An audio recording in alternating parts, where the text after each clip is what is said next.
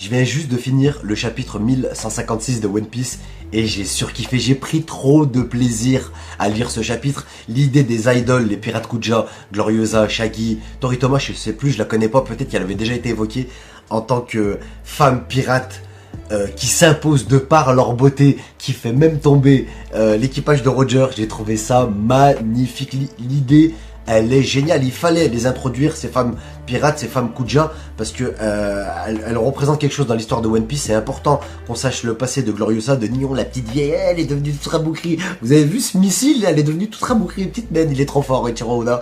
Et le fait que ça soit Shaggy, en vrai, Shaggy qui est plus... Shaggy ou Shaggy? Peu importe. Shaggy, je crois. Qui est plus belle que, en vrai, que Gloriosa.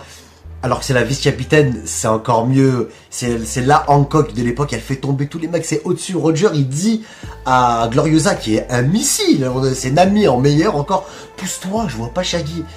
Et elle fait tomber tout le monde. Et ce qui est drôle, c'est qu'elle fait tomber tout le monde, sauf Rayleigh. Et c'est qui finit avec elle? C'est Rayleigh. Hein, pour les hommes qui s'accrochent.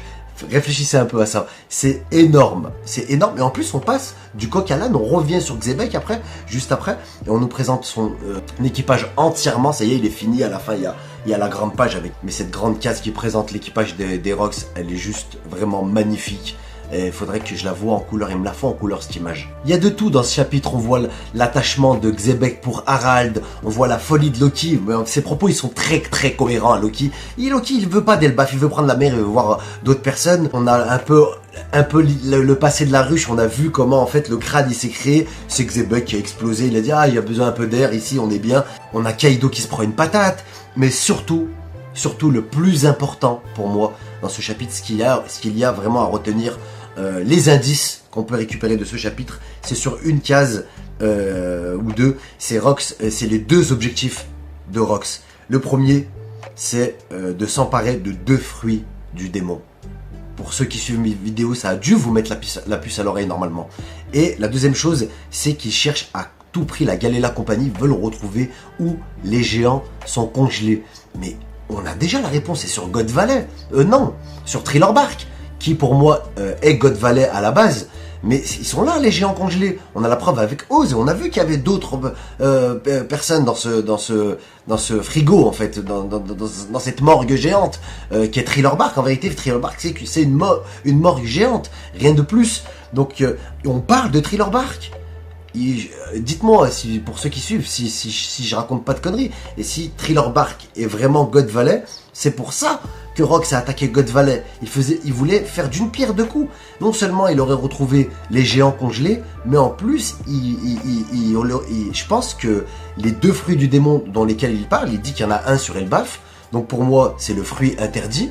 Allez voir cette théorie sur les 2 fruits du Gomu Gomu qui est plus qu'intéressante pour moi, c'est ma vidéo, c'est pour ça que je la trouve intéressante, mais allez la voir vraiment, par rapport à ce chapitre, elle devient vraiment intéressante, la théorie des 2 fruits du Gomu Gomu, parce que pour moi, dans ma théorie, je dis qu'il y en a un à Elbaf, et l'autre qui a de la traque des machins, j'ai même pas envie de dire le mot, j'ai peur de me faire censurer maintenant, même mon pseudo, là il est en attente, tellement que je me dis, j'ai un collègue qui m'a supposé que peut-être si j'étais limité, c'est à cause de mon pseudo, tout simplement Badass, qui est le mot Badass qui serait mal vu par YouTube, et c'est une possibilité, donc je vais changer tout ça, bref.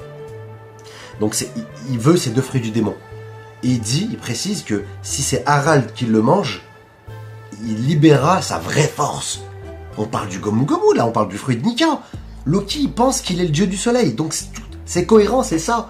C'est sûr, c'est Harald qui devait le bouffer, Harald se fait tuer, c'est Loki qui le mange, tout en train de s'emboîter. Et si c'est ça, bah, j'avais tout simplement raison, et ça fait plaisir pour son ego personnel, voilà tout. Mais je tenais à le signaler, personne ne m'a envoyé de commentaires par rapport à ça. Et je trouve que là, on se dirige vers la théorie des 2 fruits du Gomu Gomu, et on s'y dirige bien comme il faut.